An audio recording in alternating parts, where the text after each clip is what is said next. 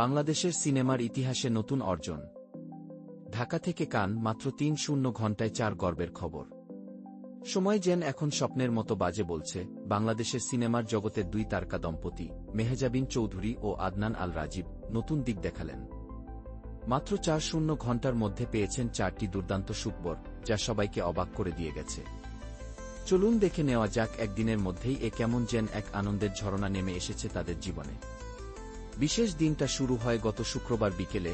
ঢাকায় অনুষ্ঠিত হয় বাংলাদেশের ব্যাপক জনপ্রিয় ও মানসম্মত পুরস্কার অনুষ্ঠান মেরিল প্রথম আলো পুরস্কার ২৬তম আসর।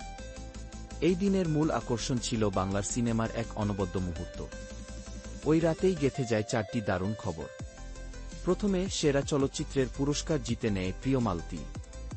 এই সিনেমার প্রধান অভিনেত্রী হিসেবে মেহজাবিন চৌধুরী পুরস্কার নেন, আর প্রযোজক হিসেবে থাকেন তার স্বামী আদনান আল রাজীব।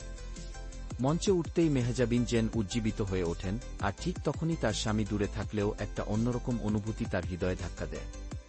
কারণ ওই সন্ধ্যায় আদনান তখনই ছিলেন ফ্রান্সে, তার শর্ট ফিল্ম আলী দেখছিলেন দর্শকদের।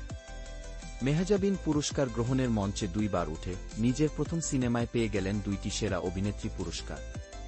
এক কথায় এই জোড়া জয় যেন তার জন্য আরও বেশি আনন্দের। এই মুহূর্তে তিনি জানিয়ে দেন, আপনাদের ভালোবাসার জন্য আমি এত বছর ধরে এই পুরস্কার পাচ্ছি। প্রিয় মালতীর জন্য এত ভালো লাগছে, কারণ এই গল্পের মতো আরও সিনেমা হওয়া উচিত। উপস্থিত সবাই একসাথে উচ্ছ্বাসে ভাসে, আর এই জয়ে মেহজাবিন জানিয়ে দেন বিয়ের পর যেন তার জীবনটাই আলাদা হয়ে গেছে।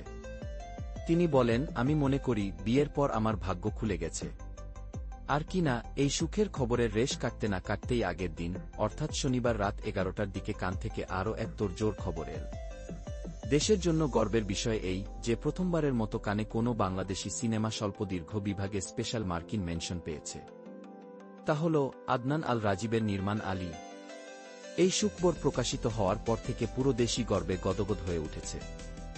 এমন এক দিনে বাংলাদেশের সিনেমার অস্তিত্বে এক নতুন ধাপের সূচনা হল।